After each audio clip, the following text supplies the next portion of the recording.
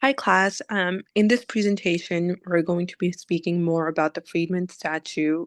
And for group one, we're going to be presenting with the Emancipation Memorial.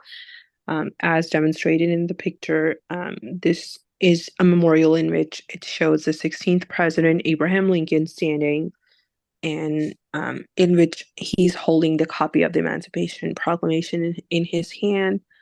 And as displayed, we see in the Lincoln's feet is enslaved Black men, who's crouching, his wrists with broken shackles. His clenching of the fist is really the body language in which we kind of like see the posture in which he has one knee on the ground and one is rising. And really, as we see the statue of this Black person looking at the sky, it's really of matter. It's just like any vertical art. It's up to the interpretation of the seeing a person who's observing it, how they see it as maybe submissive or liberation. And this is something my fellow group mates, Chris and Vitul, will later be speaking more about in context to the younger and older generation's point of views. But I'm heading this over to Kaden to give a little historical context of this statue. So over to you, Kaden. All right. So Abraham Lincoln was the 60th president of the United States. He passed the Emancipation Proclamation in January 1863, which pretty much stated that the slaves within the Confederate States were also to be freed. Archer Alexander was a former slave, and he was the model of the statue. He had a wife and 10 kids, but for the most part, his personal life is not known. After his escape, he was helped by a white man who also employed Archer. This white man, his name was Elliot, and ultimately Alexander worked for Elliot throughout the rest of his life. That is why people from the community think it's an offensive statue, because the fact remains that Elliot was a white man who, although he helped Alexander and aided in his escape, still worked for him for the rest of his life, just like a slave would. Elliot was also the one who recommended his own employee and former slave Archer to be the model of the statue. He told the sculptor Thomas Ball that instead of the statue depicting a former slave receiving the gift of freedom passively, that the slave be helping to break the chain that bounded him. So just some historical context on Lincoln. He was highly supported by a lot of Black leaders, and a really popular one was Frederick Douglass, who also gave a speech praising him as the liberator of slaves. But at the same time, he pointed out that at one point, Abraham Lincoln was sort of a racist in the way that he did not want Black people living in the United States. So Abraham Lincoln wanted to relocate slaves to other countries. And although he was not fond of slavery, by no means did that mean that he liked the idea of integration. He firmly believed that the only way they could have peace in the United States was to remove and relocate all Black people. And he's quoted here saying pretty much what I just emphasized. On this slide, I will talk about the statue's historical context. The statue was funded by freed slaves and abolitionists to honor Lincoln. Still, it mainly focuses on his role in ending slavery, leaving out the contributions of the Black abolitionists and enslaved people.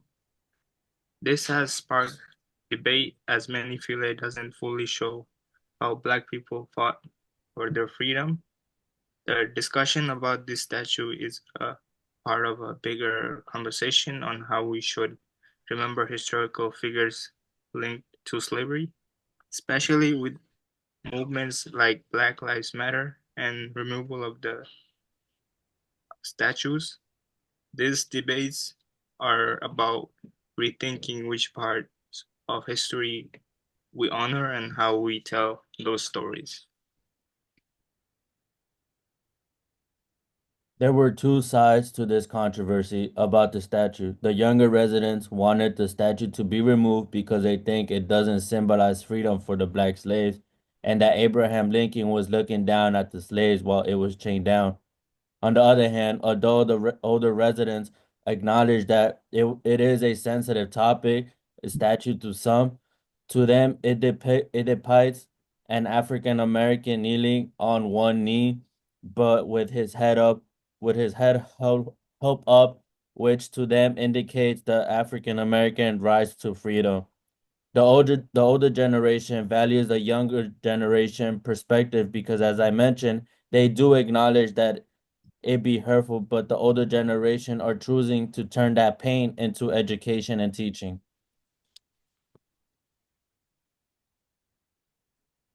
People criticize this because it makes African American people look like they were just passive recipients of Lincoln's help, not active fighters for their freedom. The statute suggests black people were dependent on Lincoln, not equal partners in their liberation. In conclusion, the younger residents' point of view of the statue is a symbol of racism and disrespect to the black community, but the older residents see it as a turning that pain into education and teaching for schools and history. Calls for removal of the statue. More people are asking to rethink monuments that honor figures connected to slavery, including the statue of Lincoln. Some believe the statue should be taken down or changed to better show the important role that Black Americans played in gaining their freedom. Instead of just focusing on Lincoln's part, they want the statue to reflect a more accurate picture of Black people's fight for their rights.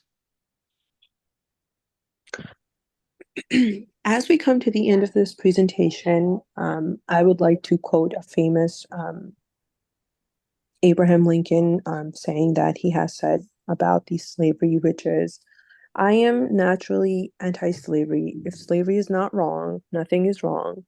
I cannot remember when I did not think so and feel so. So would leave this to that. And if there's any other questions that anybody may have, this is the time that you guys can ask any of the group mates of ours. Thank you so much for the time, and hopefully you guys had a thing or two that you taken with this presentation along. Thank you.